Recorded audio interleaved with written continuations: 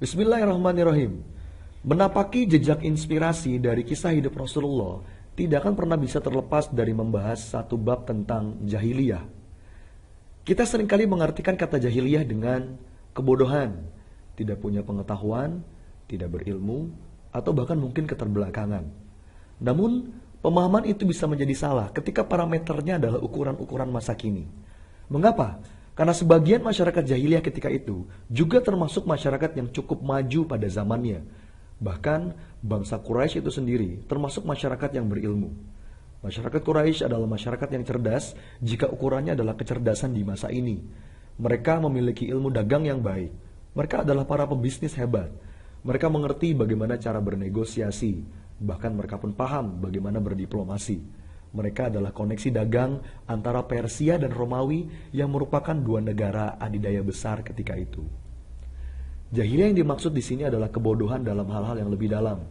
Pola pikir dasar yang keliru, tidak punya standar kebenaran, kesalahan paradigma, atau kebodohan-kebodohan dalam hal-hal penting lainnya. Sebagai contoh, seperti yang terjadi pada sebagian masyarakat jahiliyah ketika itu, yang memiliki kebiasaan membunuh anak-anak perempuan mereka. Ketika bayi yang terlahir adalah bayi perempuan, mereka tidak senang dan mereka membunuhnya. Apa sebabnya? Sebabnya adalah kebodohan dalam memahami konsep rezeki. Mereka berpikir bahwa anak perempuan adalah konsumen, bukan produsen. Anak perempuan tidak bisa mencari harta, menambah harta, atau bahkan minimal menjaga harta mereka. Oleh karena itu, anak perempuan identik dengan beban hidup keluarga. Memang kasusnya tidak terulang lagi hari ini. Tapi nilai kejahiliahan itu jangan-jangan masih ada pada diri kita. Kita bersandar pada apa yang kita miliki. Kita bersandar pada hitung-hitungan semata, seolah kita tak paham siapa pemberi rezeki dan siapa yang maha mencukupi. Sehingga hidup penuh dengan ketakutan dan kekhawatiran. Rasulullah Muhammad hadir dengan membawa risalah yang meluruskan itu semua. Dalam banyak ayat, Allah menyatakan bahwa rezeki dan kecukupan itu datangnya dari Allah. Dan keyakinan ini adalah modal dasar untuk hidup yang hebat dan penuh berkah. Jangan sampai kita lebih yakin dengan apa yang kita miliki dibandingkan dengan apa yang Allah janjikan. Karena seberapapun banyaknya tabungan kita, saldo rekening kita, gaji kita, profit bisnis kita, namun jika Allah menghendaki tidak cukup, maka semua itu tidak akan pernah cukup. Begitu pula sebaliknya. Kecukupan datangnya dari Allah. Maka jangan sampai itu semua menjadi Tuhan-Tuhan baru dalam hidup kita. Merasa aman dengan saldo yang banyak, merasa khawatir dengan saldo yang sedikit.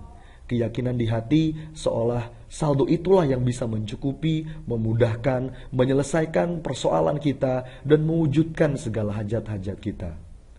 Seolah berubahlah sila pertama bangsa ini bukan lagi Tuhan yang Maha Esa, tapi menjadi uang yang Maha Esa atau saldo rekening yang Maha Esa.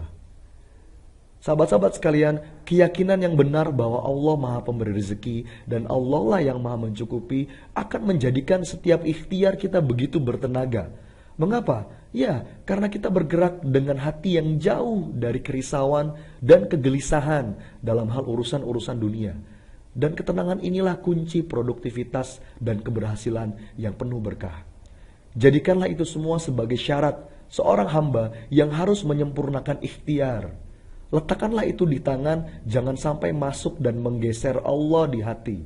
Karena demi Allah, bukan itulah yang bisa membuat kita cukup. Keberadaannya harusnya tidak membuat kita merasa aman, dan ketiadaannya pun tidak membuat kita merasa khawatir.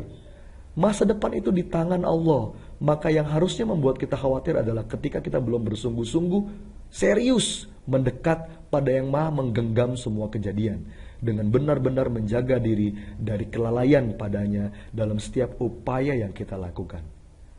Kebahagiaan, keberkahan, dan ketenangan adalah milik siapapun yang bersandar pada janji dan jaminannya. Sahabat-sahabat sekalian, masihkah ada kejahiliahan itu dalam diri kita? Indikasinya mudah saja. Ketika masih enggan bersedekah, tak mau berbagi, berat berderma, terlalu banyak berhitung untuk hal-hal di jalan Allah, maka jangan-jangan masih ada Tuhan-Tuhan lain dalam diri kita. Jangan-jangan masih ada nilai-nilai jahiliyah dalam diri kita. Assalamualaikum, saya Sony Abikim. Sampai ketemu di video-video berikutnya. Semoga bermanfaat.